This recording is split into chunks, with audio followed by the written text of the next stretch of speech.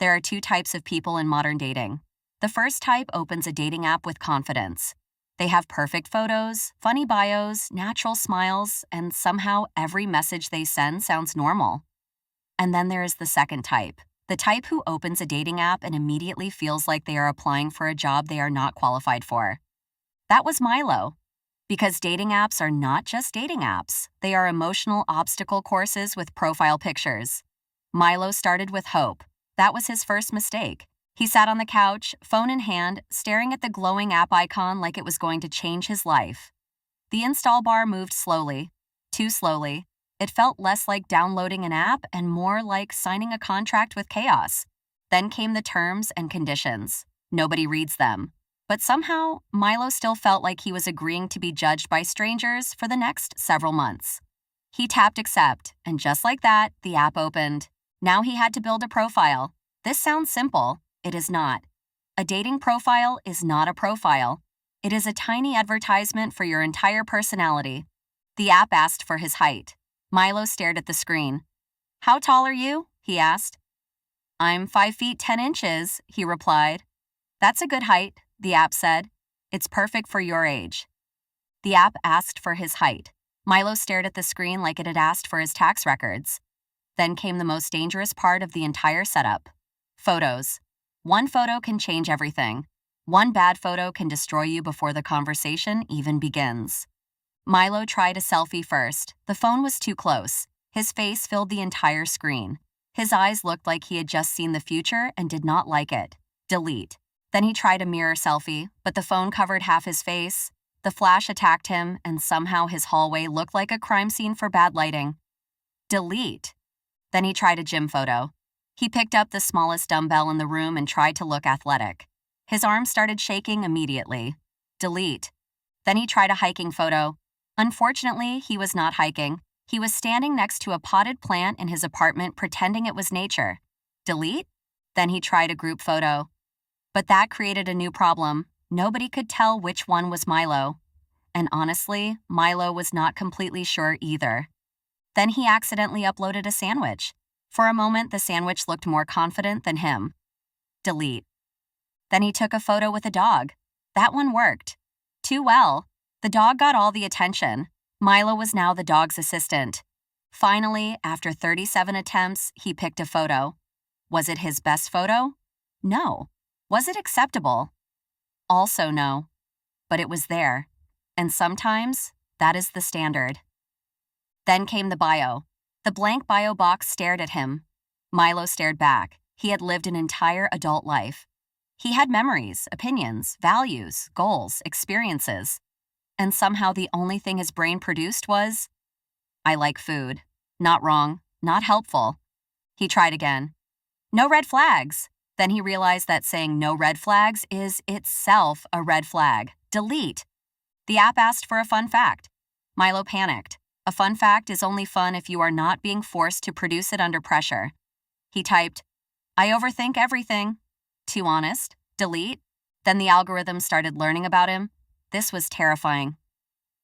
Milo selected coffee, books, movies, travel, and plants.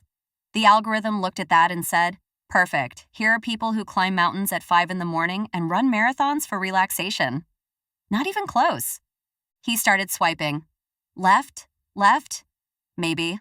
No, wait, too fast. He saw one profile that actually looked interesting. He tried to swipe right. His thumb betrayed him. He swiped the wrong way. The profile disappeared forever. Milo reached toward the screen like he had just lost a balloon in the wind. But the app did not care. It kept moving. Then suddenly, it happened. A match. A real match. His phone lit up. His heart stopped. For one beautiful second, Milo felt chosen. He celebrated like he had won a championship. Then reality arrived. Now he had to say something. The message box appeared. Empty, judgmental, blinking. Milo wanted to be funny, but not too funny. Interested, but not desperate. Confident, but not arrogant. Relaxed, but not boring. After 7 minutes of deep emotional calculation, he typed, "Hey, a masterpiece of nothing." He hit send. Immediate regret. Why did he say that? Why only hey? Was hey too dry? Should it have been hey with an exclamation point? Would an exclamation point look too excited? Would too wise be worse? Milo stared at the phone. Then he saw it. The typing bubble. She was typing. This was it. The conversation was alive. The bubble bounced. Milo leaned closer. Then it disappeared. No message. Just silence. He stared at the screen like it had personally betrayed him. Then his brain entered analysis mode. Milo built an entire detective board in his mind. Maybe she got busy. Maybe the app glitched.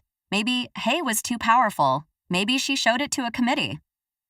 He considered sending a second message. His thumb hovered over the keyboard.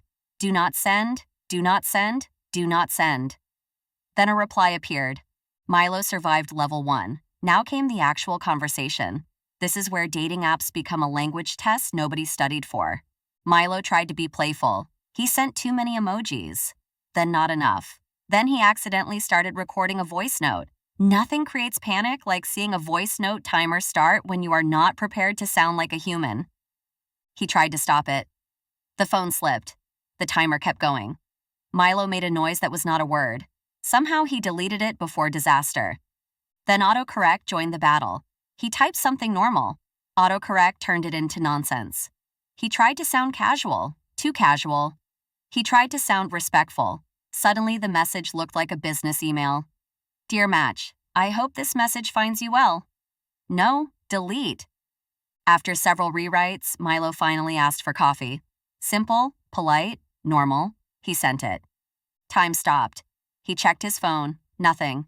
He put the phone down, picked it up again. Still nothing. He walked around the room, checked again. Still nothing. Then the notification arrived.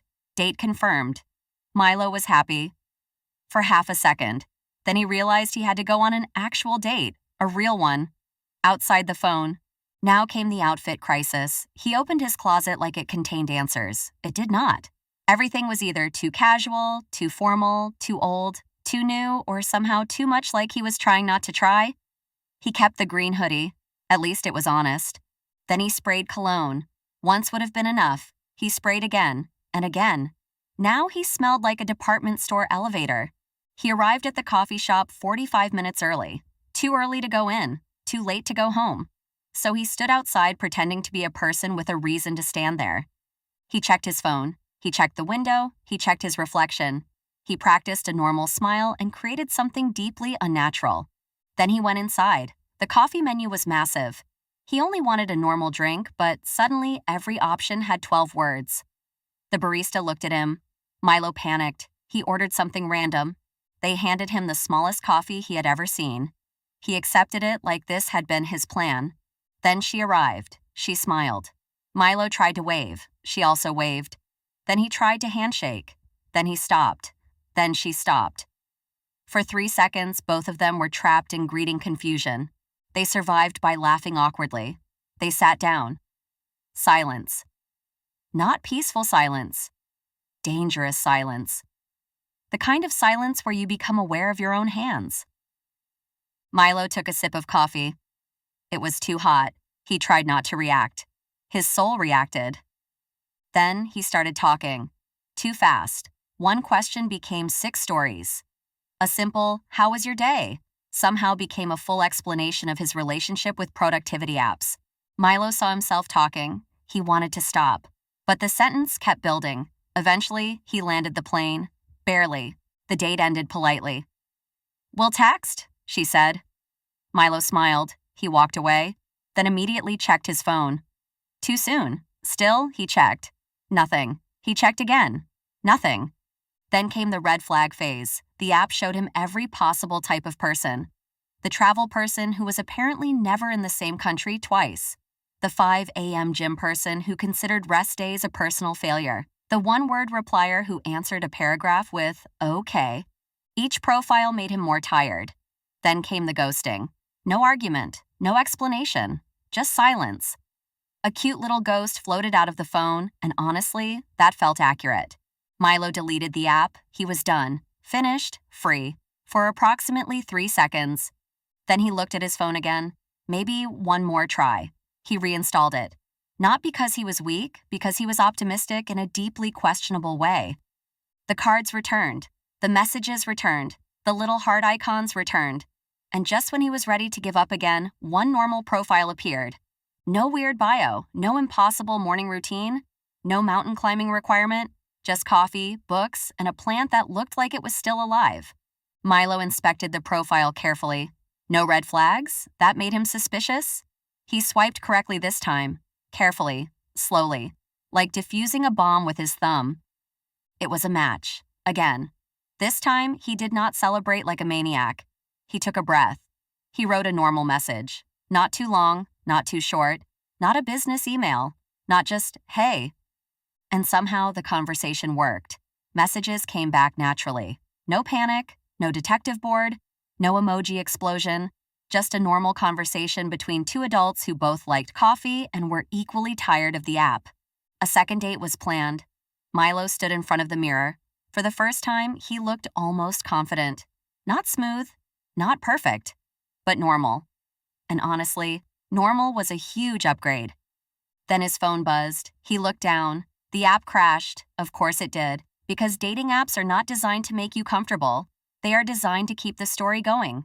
But maybe that is the real dating app level. Not being perfect. Not having the best photo. Not writing the funniest bio. Not saying the perfect thing. Just surviving the awkward parts long enough to find one normal conversation.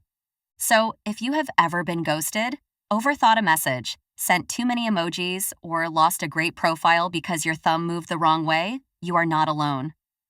Subscribe for more animated stories like this, and remember, swipe carefully. Your thumb is not your friend.